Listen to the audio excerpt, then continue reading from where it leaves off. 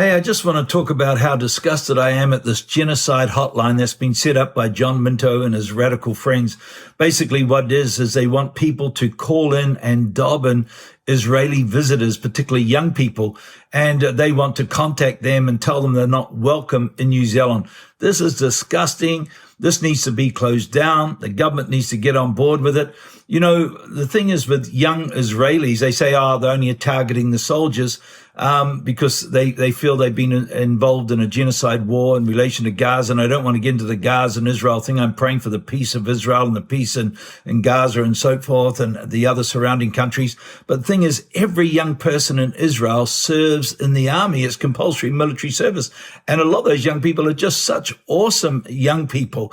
And they love visiting New Zealand. New Zealand was once called God's own. Why? Because of the beauty of it. We got no wild animals. We've got no dangerous animals. The only thing you got to watch out for is people. And now people like John Minto and his friends.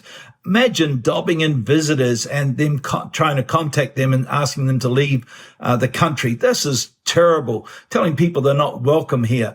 I mean, these radical people need to be closed down. It's anti-Semitism. No two ways about that. I think that these radical people, I think about it and I think about how they are going against the Kiwi way of life. This John Minto, by the way, he was responsible and one of the leaders. In fact, he was a face of the anti-Springbok rugby tours back in the late 70s and early 80s. These were violent protests. I mean, I should know. I was at the rugby games. These protesters came along with baseball bats and crash helmets. They talk about the violent protest in Wellington of the mandate thing on the last day. And the last day was terrible when the police went in. I know that.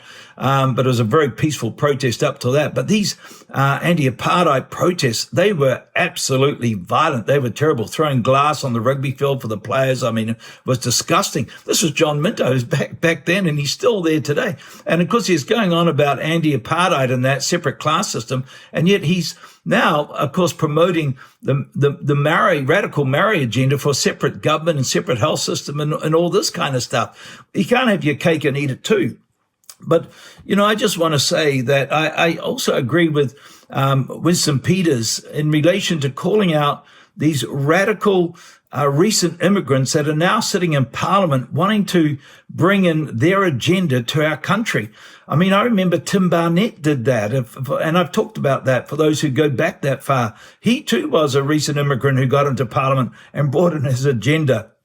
And now, of course, we have these Mexicans in the Green Party, recent immigrants who are bringing their radical agenda, wanting to bring it into Parliament. And it ought not to be. Now, I love Mexicans. I've got churches in Mexico, and I've been to Mexico many, many times. They're friends. But the thing is that radical recent immigrants need to understand that, hey, this is New Zealand, the Kiwi way of life. And so I just want to say that this genocide hotline is not the Kiwi way. It's not Christian. New Zealand was a Christian nation. Christians need to show hospitality and love to people, to ring up and dob in people and for these radicals to contact them and to say you're not welcome. How horrendous is this? And I think New Zealanders, common sense New Zealanders, average Kiwis like myself, need to speak up about this and say, look, this is not right. This is not good. We need to welcome people who want to visit our country and just for a holiday and look at the beauty of our nation. But radicals and, other radicals from other faiths and that, the Kiwi culture, as I said, it was a Christian nation.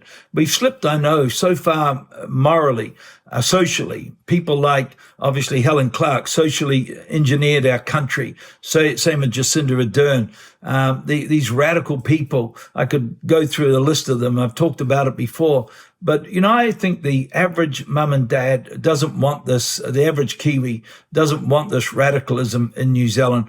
And this once Christian nation that everybody got on and so forth. We need to return to that. So, this needs to be closed down, this genocide hotline. We need to, close it down, talk about it, and get enough pressure on the government to say, no, this is not the Kiwi way of life. So, hey, God bless you. Just want to share that thought with you this morning, and I hope and pray you'd speak up about it. John Minto and his friends and these radical members of Parliament that have come in, and the Greens and even the radical Maori Party, wanting to bring in other agendas to change what, as I said, I believe is a great nation and will be once again. So God bless you. Love you all.